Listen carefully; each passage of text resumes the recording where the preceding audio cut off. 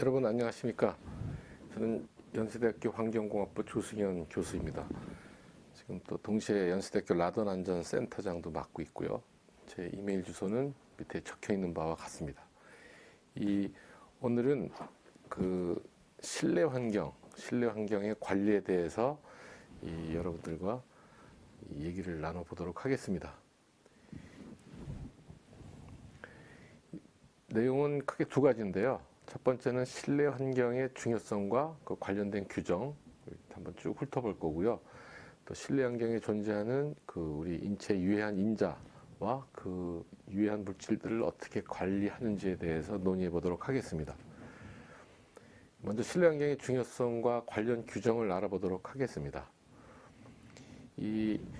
여러분들이 잘 아시다시피 우리가 보내는 시간의 대부분 90% 이상을 우리가 실내에서 생활하게 돼 있습니다.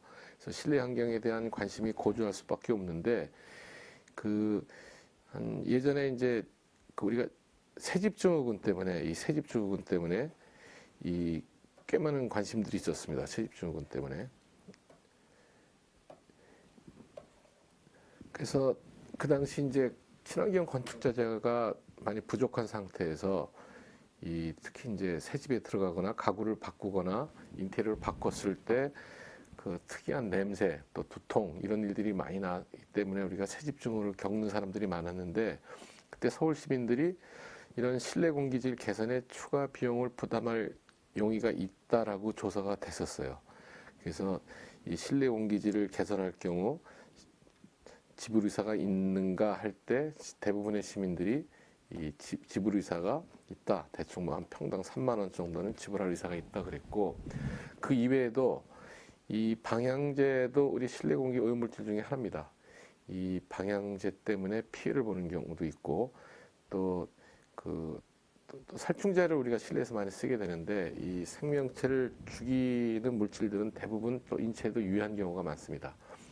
그래서 여러 가지 이유 때문에 정부에서는 이 다중이용시설, 우리가 많은 시민들이 이용하는 시설에 실내 공기질 관리법을 입법을 했고 이미 지금 실행되고 있습니다. 그리고 또한 그 학교 내 실내 공기 문제도 언론에서 많이 보도가 됐죠. 이 신축 교실도 새집중후군 심각하고, 발암물질 톨루엔이 새 학교가 뭐 90배가 넘는다 기준치에, 또 부유세균, 요새 뭐 코로나 때문에 난리지만은 이 부유세균이 둥둥 떠다닌다, 뭐 세균의 역습, 또 교실 공기에서 발암물질이 많이 검출됐다 하는 얘기들이 그 다양한 언론 매체를 통해서 보도되고 있었습니다. 그리고 이제 특히 생활방사능, 우리 침대 라돈 사태 이후에 생활방사능에 대해서 많은 사회적 관심이 있었죠. 이 먹는 지하수에서 뭐 라돈이 방출됐다, 지하철 역사에서 폐암 유발 라돈이 검출됐다, 뭐 지하수 라돈, 그다음에 지하철역에 뭐 라돈 주사했더니 과거에 기준 초과했다, 뭐 라돈 때문에 암 사망률이 높아진다, 또 생활용품 뭐 침대 같은 거에서 방사선이 나온다, 이런저런 이 뉴스나 언론에 많은 보도가 있었고, 우리 사회적으로 우리 국민들이 많은 관심을 가지고 있습니다. 그래서 아까 초반에 말씀드렸지만은 이 실내 환경 개선 의지를 우리 시민들은 크게 갖고 있어요.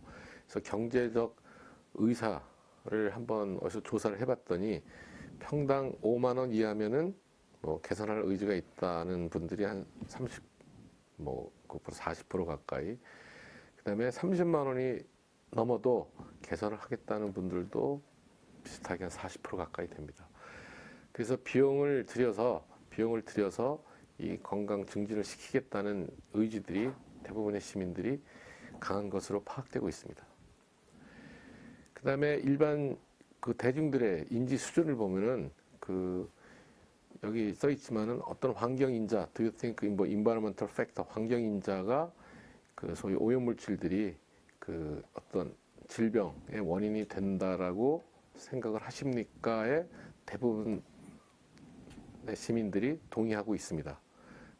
그 얘기는 특히 실내 환경에 있는 오염물질들이 우리 건강에 영향을 미친다고 다들 믿고 있으신 거예요. 그죠? 그 86%나 이제 그렇게 인지하고 있으니까. 실내는 이 세계보건기구에 의하면은 실내에 존재하는 유해 물질이 엄청 많습니다. 300여 종 된다 그러고 실내 환경 오염으로 인해서 연간 300만 명, 전 세계에서 300만 명이 사망하고 있고 이 천식이나 기관지계 환자 중 30%가 실내 환경 오염으로 유발된다고 알려져 있습니다. 그래서 이 그 공기 오염으로 인한 사망자 수 중에 반 가까이가 실내 공기 오염에 의한 사망으로 알려져 있고요.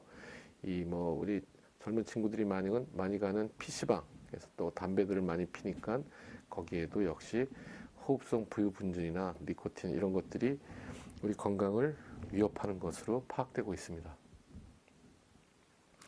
또 우리 가정에서는 다양한 화학 물질을 함유하고 있는 제품을 사용하고 있는데 이 가정 내 화학 물질이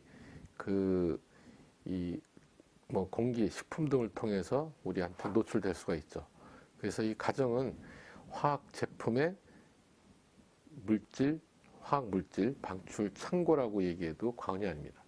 우리 집에는 뭐 가구도 있고 세정제도 쓰고 있고 전기전자제품, 화장품 이런 다양한 케미칼들을 사용하고 있으니까 여기서 방출되는 물질들의 양에 의존하겠지만은 그런 것들 또는 바깥에 뭐 자동차 이 배기가스 이런 것들로부터 또는 뭐 공장에서 유입되는 그런 케미칼들이 우리 실내에 존재할 수가 있습니다.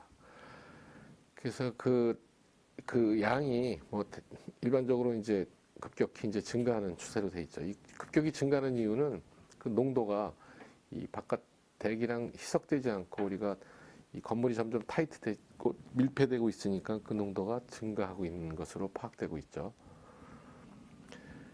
그래서 우리가 이 에너지, 요새 이제 패시브 하우스라고 그러는데 이 에너지 효율이 우선된 주거 공간이 밀폐화되기 때문에 실내 오염 물질이 외기로 배출되는 수준이 낮죠. 그리고 현대인들이 실내에 머무는 시간이 증가하고 이로 인해서 실내 환경 유해 요인의 노출이 증가하는 겁니다. 그래서 이 과거의 데이터지만은 이 실내 공기 오염 때문에 그 진료 횟수, 진료비 뭐 이런 것들이 표현된 것인데 이 아토피 피부염이 전반적으로 이제 증가되는 것으로 나타나고 있고 천식, 아스마라고 그러죠. 천식 또는 알레르기성 비염이 이 점차 문제가 되는 것으로 파악되고 있습니다. 이런 것들을 우리가 전부 다 환경성 질환이라고 그러는데 이런 환경성 질환이 이 급속히 증가함에 따라서 이 실내 공기질 관리가 지금도 중요한 문제로 대두되고 있습니다. 특히 이제 우리가 취약계층이라고 그러는데 이 어린이나 노인 등 이런 분들이 이용하는 시설의 실내 공기질이 상대적으로 열악하고 이분들은 이제 환경성 질환에 민감하기 때문에 더 중요하게 관리해야 되는 장소로 분류되고 있습니다. 그래서 이것도 유사한 자료지만은 환경성 질환 관련 진료 인원이 2012년에 약 800만 명이었다가 800만 명이 더 큰 숫자인데 이게 2016년에 한 5.7% 증가해서 연간 한 850만 명으로 되어 있습니다. 그래서 환경성 질환은 참고로 뭐 수질 오염, 우리가 물, 뭐 환경 생활에서 많이 쓰죠. 또 유해 화학 물질에 의한 중독, 환경 오염 사고로 인한 건강 장애, 성면에 의한 폐질환, 이 대기오염 물질 또는 실내 공기 오염 물질 관련된 호흡기 질환, 알레르기 질환 이런 것들을 환경성 질환이라고 표현을 하고 있습니다. 뭐 이 계속 그 실내 공기 때문에 질환이 많이 발생한다는 걸 보여드리고 있는데 그 데이터를 보면은 이 10세 이하의 어린이 집단, 그 다음에 70세 이상의 노인 집단, 아까 말씀드린 민감계층 또는 취약계층이 천식 유병률이 확연히 높은 것을 알 수가 있습니다. 특히 이제 저소득 가구는 이 환경 요인 관리가 어렵죠. 친환경 가구 같은 거를 사용하기도 쉽지가 않고 또 뭐 지하에서 많이 생활을 하시고 이 뭐 환기시설이 열악하니까 이 취약계층 또는 저소득 가구는 환경성 질환에 매우 취약할 수밖에 없습니다. 그래서 이 정부 차원의 이 저소득 계층은 지원이 필요하고 일부 지원되는 것으로 알고 있습니다. 그럼 이제 이 실내 환경의 중요성에 대해서 한번 차근차근 또 살펴보도록 하겠습니다.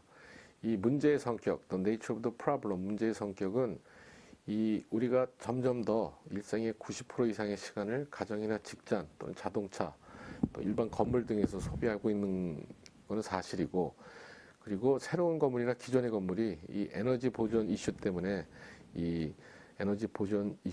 외부 공기 유입을 차단을 합니다. 이 여름에 에어컨 틀어놔서 시원하게 해놨는데 바깥에 뜨거운 공기가 들어오는 게 싫죠. 또 겨울에 실내를 따뜻하게 해놨는데 차가운 공기가 들어오는 게 싫듯이, 그래서 이 외부 공기 유입을 차단을 해서 실내 공기는 거의 리서큘레이션, 재순환되게 됩니다. 그래서 재순환되면서 실내에서 발생되는 오염물이 자꾸 농축되는 경향이 있어요. 그래서 실내 공기를 포함한 실내 환경이 외부보다 오염돼 있다는 것이 일반적인 상식입니다. 그래서 실내 오염 때문에 생기는 건강 영향은 흔히 이제 두통, 메스꺼움, 호흡기 감염, 알러지, 그다음에 가습기 열병도 있고, 여름에는 이제 레지오넬라 병이라는 그 감염병도 있습니다. 더 심각하게는 이제 폐암까지 유발하게 되죠.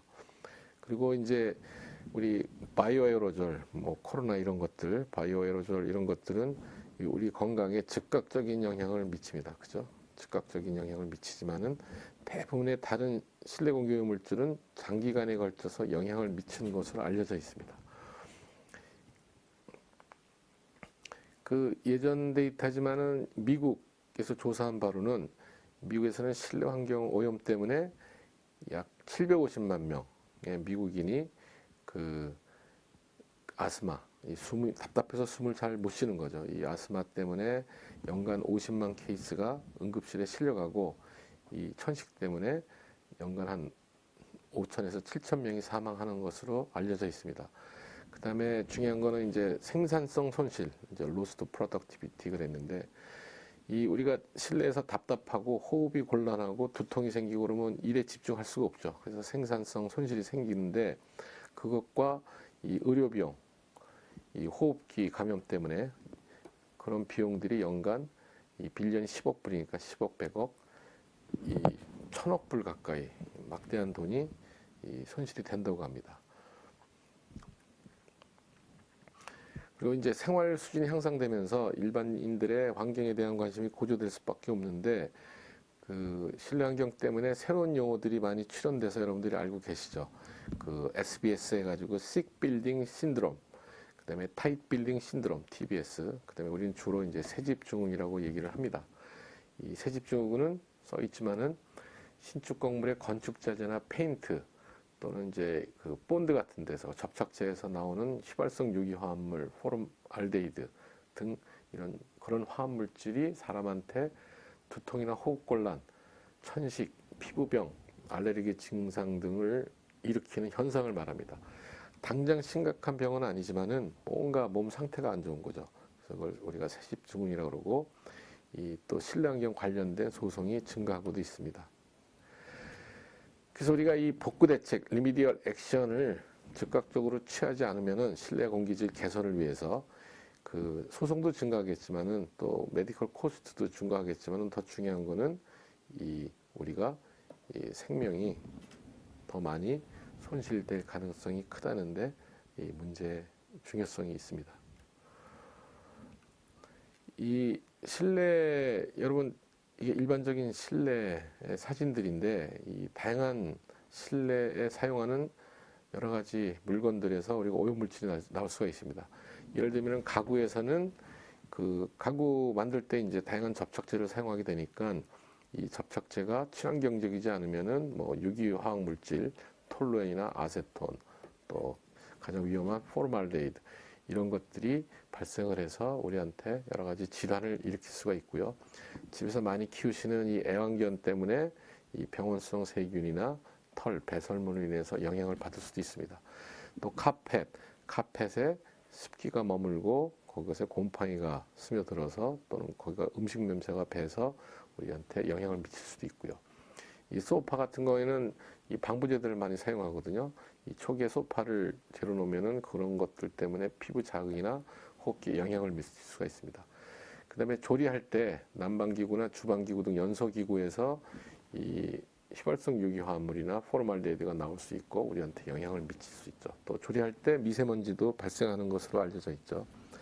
그다음에 원목 바닥 같은 데는 이제 방부제를 사용하니까 이 방부제나 접착제 때문에 또 우리 몸이 영향을 받고, 이 건축자재는 뭐 건축자재에서 발생하는 다양한 오염물질이 있죠.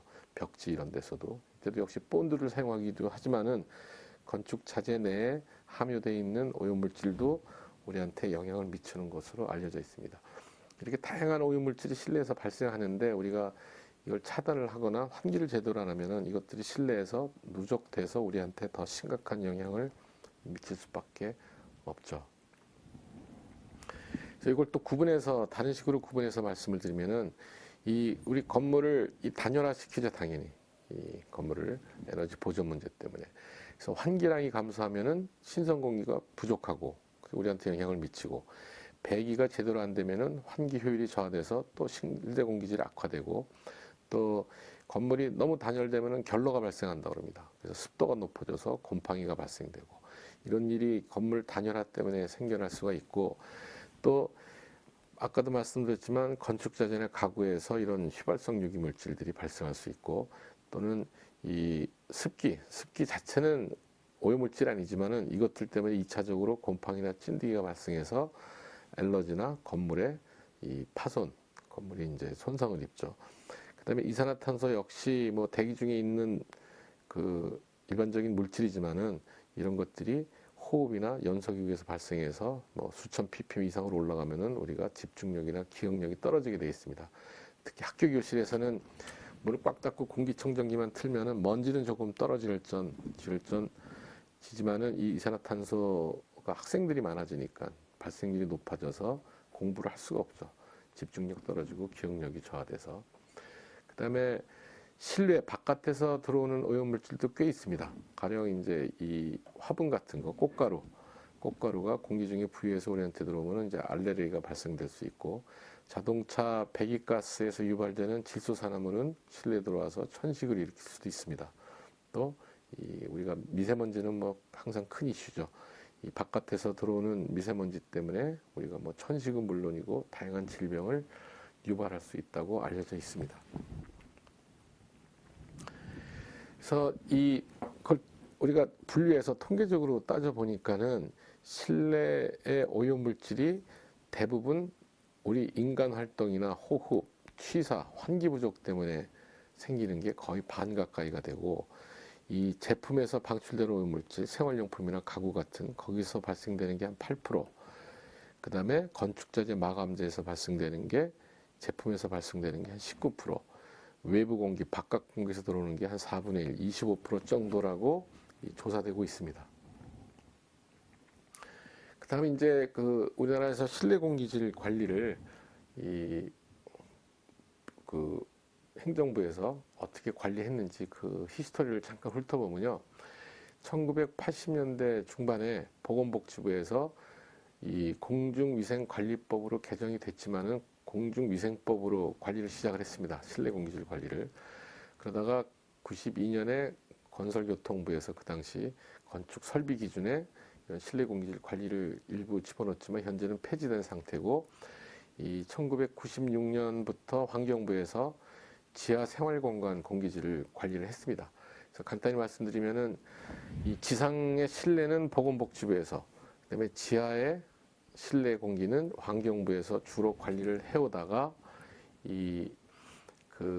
뭐 이런 식으로 이제 여러 부처에서 분산 관리를 했죠. 건교부, 교육부에서는 이제 학교 시설이 중요하니까는, 노동부에서는 작업장 환경이 중요하니까 이 보건복지부, 환경부는 바로 방금 말씀드렸고요. 그래서 이 여러 부처에서 분산 관리를 해왔습니다. 그러다가 이건 좀 더 세세한 내용이지만 환경부는 반복하지만 지하생활공간, 보건복지부는 공중위생관리법을 통해서 뭐 일정 오염물질을 관리를 했고, 그다음에 건설교통과에서는 터널이나 주차장, 교육부는 학교 시설 관리를 해왔었는데, 이거를 2003년에 거의 통합 쪽으로 갑니다. 통합을 어느 실내 공간을 통합을 했냐면은 다중이용시설을 환경부에서 중점적으로 관리하는 것으로 통합을 시켰죠. 그래서 지금도 시행되고 있지만은 지금 현재는 다중이용시설 등의 실내공기질 관리법으로 개정해서 관리되고 있는 상황입니다. 여러분들 개인 집이나 개인 공간이 아니라 여러 사람이 동시에 쓰는 다중이용시설 등을 이 환경부에서 관리를 하죠. 이건 그 당시 이 신문에 나왔던 카피입니다. 실내 공기 관리 엄격해진다 하고서 이 다중이용시설, 뭐 병원, 도서관 이런데 아파트 공공시설 그런 것들. 그래서 이 환경부, 보건복지부 그렇지만은 뭐 건교부, 교육부 이런 데서 관리하던 거를 다중이용 실내공기질 관리법으로 통합을 했고 그 당시에 미규제 시설이었던 여객터미널, 뭐 의료기관, 도서관, 박물관, 미술관 그밖에 대통령령으로 정하는 시설 해가지고 이걸 통합 관리를 시작을 한 거예요. 그다음에 이 관리 대상이 이제 요새 PC방도 들어가고 점점 더 확대되는 추세입니다. 그래서 그 실내 오염물질 유지 및 권고 기준이라고 있어요. 이건 뭐 우리가 자세히 얘기할 필요는 없지만은 이 유지라는 거는 법적으로 지켜야 되는 거고 권고는 뭐 강압적이진 않지만은 이 정도로 가이드하는 얘기입니다. 그래서 유지 기준에 해당하는 그 오염물질들은 매년 측정하게 돼 있고요. 권고 기준은 2년에 한 번씩 측정하게 돼 있습니다.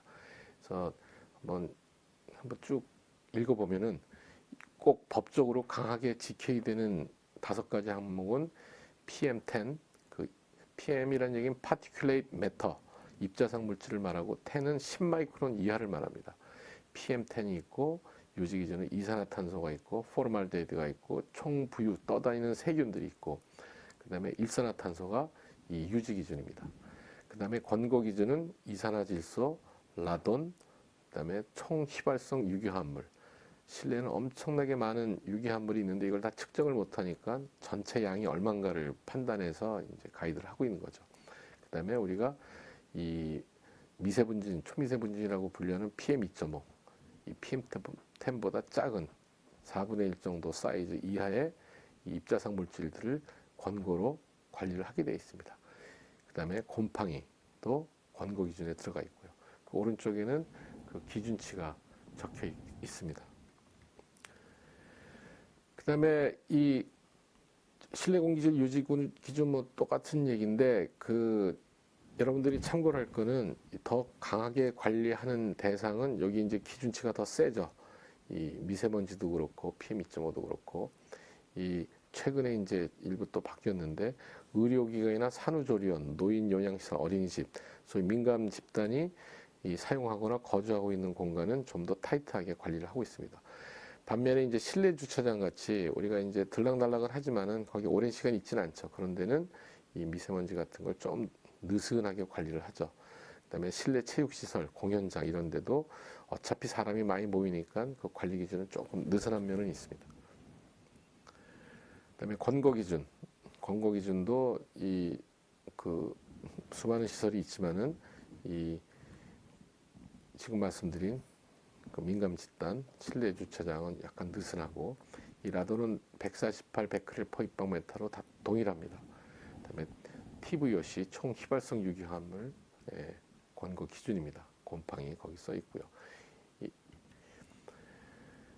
그다음에 19년 2월 작년 7월부터 강화되는 실내 공기질 기준을 이 현행 이제 특히 이제 미세먼지 이슈가 강하니까 이 현행보다 개정된 수치가 이 일반 시설이 150에서 100, 민감 시설이 100에서 75, PM2.5는 없다가 이 71 권고했다가 35, 일반 시설도 50으로 관리를 하고 있고요. 이 포르말데히드가 민감 시설, 소위 어린이나 노인들 쓰는 산후조리원 이런 민감한 분들이 사용하는 시설은 이렇게 좀 강화됐습니다.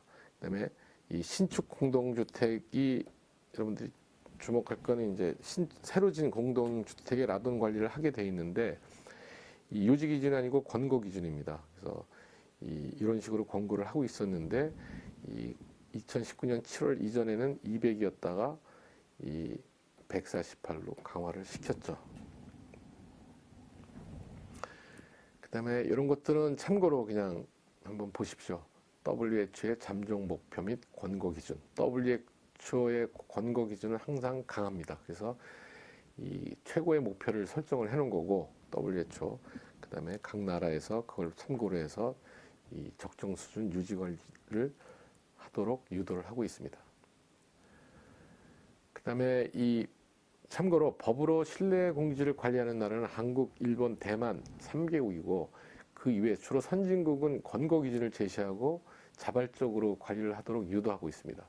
그래서 대상 시설, 물질이나 관리 수준은 각 나라별 상황에 따라 차이가 있고 이거는 이제 한국이고 이건 대만, 일본, WHO입니다. WHO는 일단은 가장 강하게 권고를 하고 있습니다.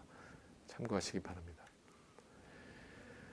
그다음에 이 정리하면은 우리나라 중앙행정기관에서는 환경부에서는 실내공기질 관리법으로 관리를 하고 있고 이 다중이용시설의 10가지를 관리하고 있고 유지기준 위반 시 과태료들을 부과를 하고 있습니다. 그다음에 신축 공동주택에는 이 포르말데히드, 라돈 등 7가지를 관리를 하고 있고 이 제재는 하지는 않아요. 이제 권고만 하고 있고요. 이 교육부는 학교보건법 하에서 유치원이나 학교에 미세먼지, 초미세먼지, 포르말데히드, 라돈 등 12가지를 관리를 하고 있습니다. 고용노동부는 주로 사무실이나 작업 환경에 미세먼지, 포르말데히드 등 9가지를 관리를 하고 있고요. 다 실내를 얘기하고 있는 겁니다. 그 신축 공동주택, 우리는 이제 아파트 문화인데 이 신축된 아파트나 오피스텔 이런 데는 실내 공기질 그 측정 권고 기준이 여기 다음과 같습니다. 포르말데히드, 벤젠, 톨루엔, 에틸벤젠, 자일렌, 스타일렌이 있었고 주로 이런 것들은 유기화학 물질들이었다가 이제 최근에 이 라돈에 대한 국민적인 관심과 이슈 때문에 라돈이 들어갔고 아까도 말씀드렸지만 작년 7월부터 기준이 148로 강화된 상태입니다. 이것도 참고로 산업안전보건법에 따른 사무실 공기관리 지침입니다. 한번 참고로 한번 보시기 바랍니다. 그 다음에 우리나라는 이 대중교통을 많이 우리가 이제 뭐 인구 밀도가 높으니까 대중교통을 많이 활용을 하는데 지하철을 포함한 도시철도, 버스 그런 것에 대해서 주로 이 이산화탄소하고 미세먼지를 관리하고 있고 관리 기준이 되겠습니다. 혼잡할 때, 혼잡하지 않을 때. 그 다음에 신규로 자동차를 제작할 때 실내 공기질 권고 기준도 우리나라에는 존재하고 있습니다. 그래서 주로 그 안에 사용되는 플라스틱이나 가죽 제품 때문에 주로 이 보시면 알지만은 포르말데히드부터 아크릴레인까지 주로 유기화학 물질들을 관리하고 있습니다. 그냥 참고하시기 바랍니다. 그 다음에 이제 실내 환경의 유해 인자와 그 관리 방법에 대해서 우리가 논의해 볼 텐데요. 저는 이제 개인적으로 실내 환경 오염 물질을 크게 대여섯 가지로 분리를 합니다. 첫 번째가 이 VOC. 이 VOC는 볼라타일, 영어로 이제 휘발성이라고 합니다. 볼라타일 오르게닉 컴파운드. 휘발성 유기 화합물이죠, 한국말로. 주로 석유 화학 제품이나 유기용제 등을 말을 하고 특히 포르말데히드가 가장 위험한 것으로 알려져 있고 이 염소가 들어간 물질, 클로로포름 뭐 이런 것들이 또 위험한 것으로 돼 있습니다. 그 다음에 무기가스 주로 일산화탄소, 이산화탄소, 황화합물, 질소산화물 이런 것들을 얘기하는데 주로 이제 연소기구, 담배 연기에서 주로 나타나고 바깥 공기에서 들어오는 경우도 많습니다. 이산화탄소는 인체에서 유래하는 게 많죠. 사람 호흡을 통해서 나오니까. 그 다음에 호흡성 분진. 이 미세먼지야 우리가 뭐 하도 중요한 관리를 하려고 노력을 하고 있으니까 다 아실 테고 이 호흡성이라는 얘기는 호흡성 먼지라고 다 우리 호흡기로 들어오는 게 아니거든요. 우리가 PM10이 그 부유분진이라고 합니다. 10마이크로 이하짜리들이 이 공기 중에 둥둥 떠 있고 그 중에 더 작은 것들이 이제 호흡성 분진 형태로 우리 체내로 들어오게 되죠. 근데 이 먼지는 그 자체로도 우리한테 영향을 미치지만은 먼지 안에 들어있는 이 중금속, 뭐 카드뮴, 크롬, 납, 뭐 이런 것들 그런 중금속이 주로 외부 공기의 침투, 토양의 먼지 휘날리는 페인트 살충제, 담배 등에서 이 실내에 존재할 수가 있습니다. 그걸 통해서 그 다음에 이 부유미생물이 있죠. 바이러스나 박테리아, 미생물. 아까도 말씀드렸지만 이 다른 오염물질들은 이 오랜 기간에 걸쳐서 영향을 미치는데 이 바이오에로졸은 즉각적인 영향을 미치니까 가장 중요하게 관리해야 될 물질 중에 하나입니다. 주로 원인은 인간이나 애완동물, 요새는 뭐 코로나가 뭐 박쥐에서 나왔다 뭐 이런 얘기를 하는데 아무튼 이 생명체가 주로 원인이 되고 이 냉각수나 공기 덕트, 환풍기, 가습기 등을 통해서 우리한테 전파가 될 수 있습니다. 그 다음에 이 라돈, 나중에 우리가 더 자세히 살펴보겠지만은 라돈은 자연에 존재하는 방사능 물질인데 우리 실내 공기에 많이 존재하고 있죠. 주로 이제 지각에 존재했던 토양 이런 것들에서 가스 형태로 방출돼서 우리 실내로 들어오고 당연히 이제 지각이 원인이 되니까 토양이나 암석, 콘크리트, 벽돌 뭐 그것들이 녹아 들어간 지하수가 원인이 될 수가 있겠습니다. 그래서 크게 이렇게 우리가 분류를 할 수가 있다고 생각을 합니다. 그다음에 이 우리가 이제 많은 사람들이 이 위해도 위험성을 어떻게 평가하는지를 이제 궁금해하세요. 이 위해도 평가. 그래서 이걸 간단하게 이제 설명을 해드리면은 우리가 이제 일반인들은 많은 대중들은 공포를 느끼는 게 이제 많은 혼란하고 상해 사망을 가져오는 것에 집중이 됩니다. 그러니까 지진, 화산 폭발, 산불, 뭐 운석과의 충돌 그런 일은 거의 없지만은 그다음에 인공적인 거는 이제 항공기 사고, 열차 사고, 선박 사고, 뭐 후쿠시마 핵 사고, 댐 붕괴 이런 것들은 매스컴에 의해서 이제 스펙타큘러하게 이제 전달이 되고 증폭이 되니까는 우리한테 대중적으로는 크게 공포를 주지만은 그 리스크는 우리 개인이 평생에 경험할 확률은 희박합니다, 사실. 그렇지만 실내 환경에 의한 위험은 우리가 실내에 항상 존재하고 활동을 하고 있죠. 그래서 항상 실질적이고 항상 의심되고 실제로 발현이 되고 있는데도 불구하고 이해가 좀 덜 되고 있는 측면이 있습니다. 그래서 이 위험을 정량화해서 우리가 국민들한테 잘 전달을 해야 되는데 그 리스크를 이 위험을 정량하는 게 쉽지가 않습니다. 그 이유는 정해진 조건 하에서 특정한 오염물에 의한 인체 영향 연구는 불가능하죠. 뭐 옛날 전쟁 때나 사람을 어디다 집어넣고서 마루타 같이 실험을 했지만 요즘은 그렇게 할 수가 없으니까. 그래서 주로 동물 실험을 해서 많은 양의 물질을 실험 동물에 주입시켜서 수행한 다음에 수학적 모델을 사용해서 인간 조건에 맞게 적용해서 이제 우리가 계산을 해내는 거죠. 그래서 한 예로 이 포르말데히드 같은 경우 여기 뭐 공식이 있지만은 쉬운 공식입니다. 이 어떤 평생 동안에 라이프 타임 평생 동안에 그 특정 물질 때문에 초과해서 암에 걸릴 리스크를 R이라고 그러면은 뭐 B 나누기 W 곱하기 D에 뭐 쭉쭉쭉 있지만은 B는 호흡률이에요. 호흡률 하루에 보통 22박메타 정도 호흡한다고 그러는데 B는 그래서 정해진 양입니다. 이 W는 몸무게예요. 몸무게도 각 개인별로 정해진 양이죠. D는 우리가 요즘 첨단 측정기 가지고 측정해낼 수 있는 오염물의 실내 공기에 존재하는 양입니다. 주로 마이크로그램 퍼 입방메타로 표현을 하죠. 그래서 B, W, D는 우리가 쉽게 측정을 할 수가 있어요. 파악을 할 수 있고. 근데 저 뒤에 이 베타 A가 뭐냐면은 이 잠재성입니다. 잠재적인 위험성. 그 어떤 리스크. 그거는 이제 어떤 사람 단위 몸무게에 하루당 어떤 특징 오염물이 마이크로그램 존재할 때 리스크가 얼마다라고 표현하는 베타인데 이게 이제 학자들마다 연구 결과마다 숫자가 틀립니다. 그래서 범위가 존재하죠. 그다음에 아까 동물 실험을 한다고 그랬는데 이 KAH는 동물과 인간에 대한 이 컨버전 팩트예요. 전환 인자. 그래서 보통 1로 놉니다. 동물과 인간이 똑같다고도 뭐 대충 표현을 해서. 그다음에 이 I는 우리가 흡수 과정이 호흡 말고 존재할 때 I라는 인자를 또 씁니다. 호흡이 아니라 식품을 통해서 피부를 통해서 들어올 수도 있는 거니까 대충 이런 기본적인 공식을 써서 우리가 한번 포르말데히드 같은 거를 파악을 해보면은 이 포르말데히드는 휘발성 유기화합물이고 톡식이죠. 독성이 있고 눈과 피부를 자극하고 이 발암성 물질입니다. 그다음에 영하 20도에서 끓으니까 상온에서는 기체일 수밖에 없습니다. 주로 건축 자재, 파티클 보드나 뭐 가구, 이 인슐레이션, 단열재 이런 데서 이제 발생을 한다고 알려져 있고요. 그래서 아까 그 공식에 집어넣는데 이 호흡률을 20 입방메타 퍼 데이, 몸무게를 70kg, 이 포르말데히드가 실내에 존재하는 양이 0.05 ppm 이걸 환산하면은 뭐 이런 식으로 마이크로그램 퍼 입방메타로 쓸 수가 있고요. 이거의 잠재적인 그 위해도를 10,000분의 1이라고 이제 가정을 한 겁니다.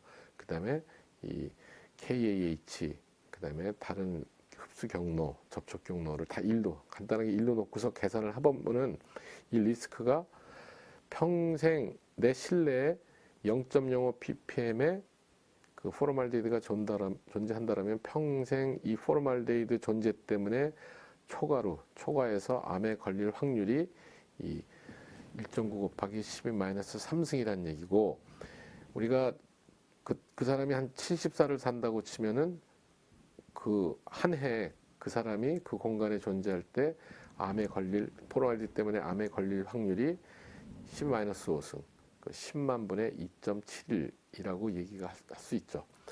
이제 만약에 지금 미국 인구는 훨씬 늘었지만은 과거에 이제 미국 인구가 2.5억일 때 이걸 미국 인구에 이제 곱하게 되면은 매년 포르말데히드 때문에 미국에서 암에 걸릴 사람들 숫자가 6,800명이라고 평가가 됩니다. 그렇게 어려운 과정은 아니죠, 리스커스에서. 근데 만약에 다른 학자가 포르말데히드가 더 위험하다 해서 그 포텐시, 잠재적인 위험을 3.4 곱하기 10-2승이라고 그러면은 미국에서는 연간 12만 명이 이 포르말데히드 때문에 사망하는 것으로 인정이 되고, 미국에서 교통사고로 5만 명이 죽는다 그러면은 포르말데히드를 무척 낮추는 노력을 하지 않으면 안 된다는 얘기입니다. 근데 이 리스크 값은 학자마다 틀립니다, 범위가. 그래서 아직도 연구들이 진행 중이고요. 그 값의 신빙성은 아직 확보가 되지가 않았죠. 그렇지만 줄이는 노력은 필요하죠.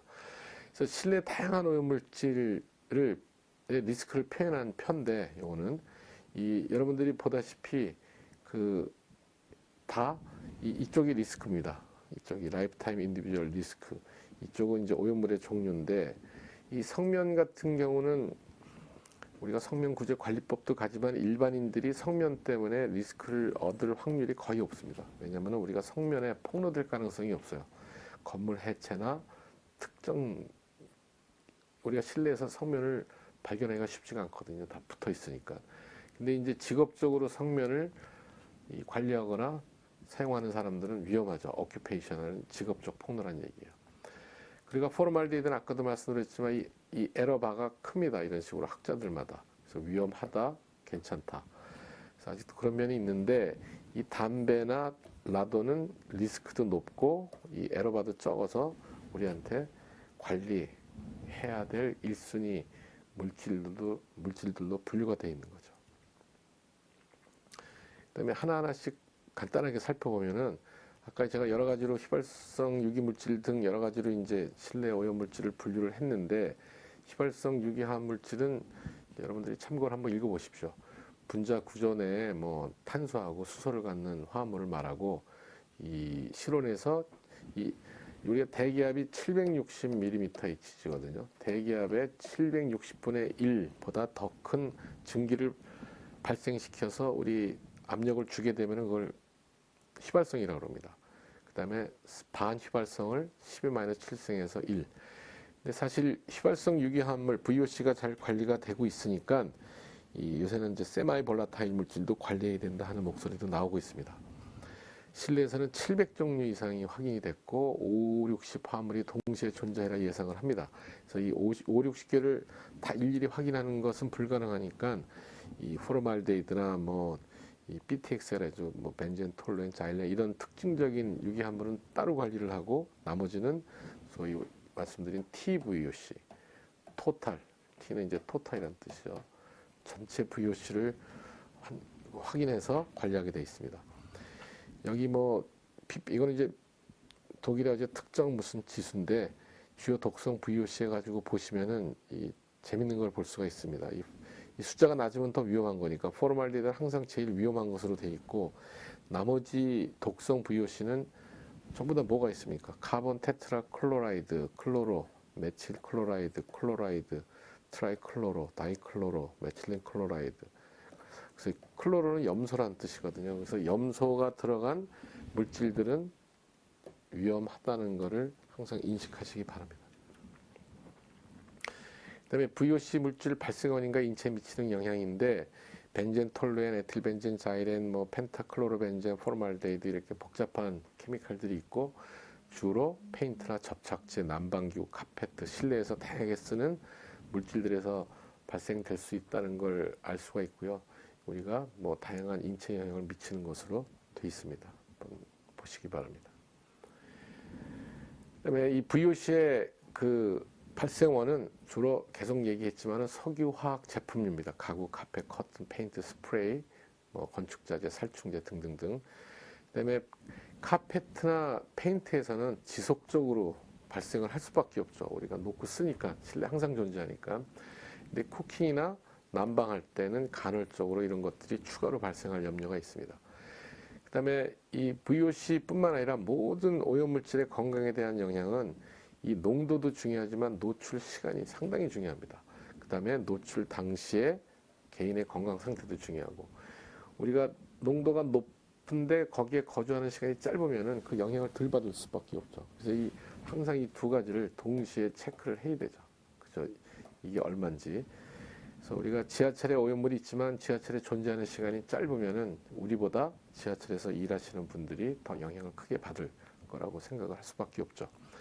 그래서 그 개인의 건강 상태도 중요한데 이 아까부터 말씀드린 이 민간 계층은 건강이 취약하기 때문에 어린이나 노인과 같은 민간 계층에게는 농도가 낮아도 지속적인 노출은 특히 위험하기 때문에 항상 이 농도를 강화해서 관리하게 돼 있습니다. 그다음에 무기가스는 이산화탄소, 수분은 오염물은 아니지만 수분 때문에 우리가 습도가 상승하고 실내에 있는 여러 가지 가구나 전자제품류가 손상을 받으니까 우리가 관리하게 되어 있고요. 이산화탄소, 또 황산화물, 질소산화물들이 주로 대상 물질이고 주로 연소기구를 통해서 발생을 합니다. 우리는 특히 이제 요리할 때 많은 주의를 해야 된다고 그러죠. 그다음에 암모니아나 염소 이런 것들은 세제 주성분입니다. 그래서 아주 많지는 않지만은 그 일부 관리할 필요가 있다고 생각을 하고요. 그다음에 오존은 우리가 한여름에 이제 땡볕 치면은 오존 경보를 내놓죠. 주로 외부 공기를 통해서 들어오고 음이온 발생 장치에서 오존도 발생하니까는 주의하도록 되어 있습니다. 그다음에 이제 그 미세분진 이슈는 하도 뭐 자주 나오는 이슈니까 부유분진은 PM10 이하고 호흡성 분진은 그 중에서 PM5 6.5 마이크론 이하를 우리 체내로 들어오는 분진으로 분류하고 있습니다. 미세분진은 호흡기 손상, 폐포에 흡착돼서 천식 등 호흡기 관련 질병을 유발하고 이 먼지 그 자체뿐만 아니라 다른 오염물질, 수많은 오염물질이 먼지에 붙어서 추가로 전달되니까 위험하고 이 바깥 공기, 우리 옷에도 옷 신발에 묻어서 들어오고 이제 환기구 통해서도 들어오고 뭐 칠판 이런 것들이 주 발생원이 되겠죠. 그래서 참고로 가정 실내는 30평 정도의 면적당 1년 동안 먼지가 한 20kg 정도나 쌓인다고 그래요. 그래서 자주 청소를 해줘야 되겠죠. 이 각각 작은 알갱이처럼 작고 더러운 먼지가 이동해서 제공되는 것으로서 이 뭐 약 4만 개의 먼지 찐득이와 여러 가지 질병을 일으키는 박테리아 등이 폐 속으로 들어갈 수도 있다고 합니다.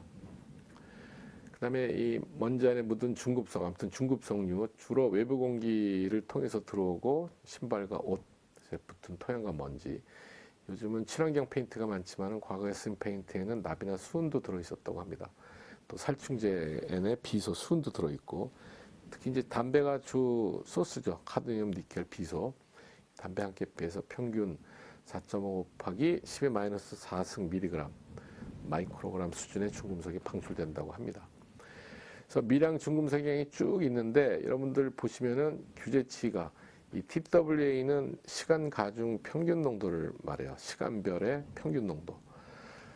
그런데 이 뭐 숫자를 외울 필요는 없지만은 그 가이드라인이 센 게 카드뮴과 머큐리, 수소입니다. 수은. 그래서 이 두 가지가 우리한테 특별히 위험하다고 인식하시면 되고요. 나머지에 비소, 크롬, 납, 니켈 등이 우리한테 나쁜 영향을 미치는 원소로 되어 있습니다. 그다음에 성면은 우리 생활에서 많이 사용되고 있죠. 생활에 이용되는 용도가 수천 가지에 달하고 성면이 체내에 들어오면은 성면증뿐만 아니라 치명적인 폐암, 중피종, 뭐 평상피 등 뭐 이런 것들을 유발한다고 알려져 있는데 이 직접적으로 노출된 사람들 중에서 상당히 많이 발견. 주로 이제 성면을 취급하는 사람들 그런 사람들한테 많이 발견되고 이 특정 유해 물질로 이제 규정이 돼 있습니다. 성면의 특징 백성면, 갈성면, 청성면으로 알려져 있고 위에 이제 설명이 써 있습니다. 그리스어로 불멸의 물건이라는 뜻으로 천연에 존재하는 뭐 이렇게 써 있습니다. 한번 보시기 바랍니다. 참고로. 그래서 내화성, 차단성, 뭐 강고성, 내산성 때문에 이 다양한 이 산업 현장과 실내에도 쓰여지고 있죠. 우리가 잘 아는 슬레이트. 성면으로 인한 건강 피해 실태 조사를 정부에서 해봤더니 이 악성 중피종 발생 현황 및 사망자 수가 뭐 보시면 알지만 아주 많은 숫자는 아닙니다. 20명에서 조금씩 증가하는 추세다. 그래서 뭐 관리들은 하고 있습니다. 그다음에 부유미생물, 이 공기전화기나 냉장고, 가습기 등 또 애완동물, 바퀴벌레 등이 이제 발생원인데 알레르기성 질환, 호흡기 질환을 유발하고 이 전염성 질환을 옮기는 매개체입니다. 우리 뭐 사스, 뭐 지금 요새는 코로나 이런 것들이 다 부유미생물 중에 하나죠. 이 실내에서는 다양한 질병을 초래하고 즉각적인 영향을 미치니까 우리가 중요하게 관리해야 되는 그 대상이죠. 근데 이 부유미생물은 이 세 가지 중에 하나만 차단하면 우리가 관리를 할 수가 있습니다. 그게 뭐냐면은 이 부유미생물이 존재하려면은 어딘가에 저장이 돼야 되고 스스로 증식을 해야 되고 확산이 돼야 됩니다. 그래서 이 생존과 증식을 위해서 리빙 호스트, 우리 같은 생명체가 필요한 거고 주로 인간의 몸 그런데 이런 확산을 하려면은 이 수분 같은 게 필요하거든요. 이런 수분 입자에 묻어가지고 얘네들이 돌아다니니까 그래서 습도 관리가 되게 중요하고 이 실내에 있는 그 화장실이나 욕조 같은 습기가 있는 데서 얘네들이 증식을 하거든요. 그래서 그런 쪽을 잘 관리하는 게 중요합니다. 거기를 잘 닦고 그다음에 건조하게 만들고 하는 것들이 중요하게 관리하는 것들이 되겠죠. 인간과 애완동물이 오염원이 되고 이런 뭐 찐득이 같은 것들, 진문지 찐득이에 대한 내용입니다. 신구류에 많이 존재하죠. 그다음에 이 혹시 들으신 적이 있는지 모르지만 레지오넬라 병이 있습니다. 이건 레지오넬라 뉴모필라라는 균인데 주로 병원, 호텔, 백화점 등 큰 건물의 냉각탑에서 발견합니다. 이 균이 원래는 공기 중에 있는 것들이 아니라 자연계 널리 분포했다가 강물에 쏠리고 이 지하수나 이런 수돗물이 아니라 이런 것들을 냉각수로 많이 쓰니까는 우리가 환기시설을 통해서 실내로 들어와서 영향을 미치죠. 이게 큰 이슈가 된 거는 이제 미국에서 재앙군인병이라고 1976년 여름에 필라델피아 호텔에서 재앙군인의 총회 참석자 221명이 집단 발병해서 한 번에 34명이 죽었어요. 한국에서는 84년 중환자실에서 23명한테서 발병돼서 4명이 사망했고 그래서 이게 여름마다 이런 큰 건물의 냉각탑은 소독을 하게 되어 있습니다. 염소에 잘 소독이 되니까 그래서 잘 관리하고 있고 여러분들이 이제 참고로 이거하고 냉방병과 착각을 하는데 냉방병하고는 레지오넬라병과는 전혀 관계가 없고 우리 집에서 쓰는 에어컨하고도 전혀 관계가 없습니다. 에어컨은 무슨 이 냉각수가 투입되는 게 아니고 공기 중에 있던 물이 습도 조절되면서 응축이 되는 거니까 뭐 에어컨하고는 전혀 관계없는 병입니다. 그다음에 마지막으로 이제 실내 공기 오염의 제어의 3가지 원칙을 말씀드리겠습니다.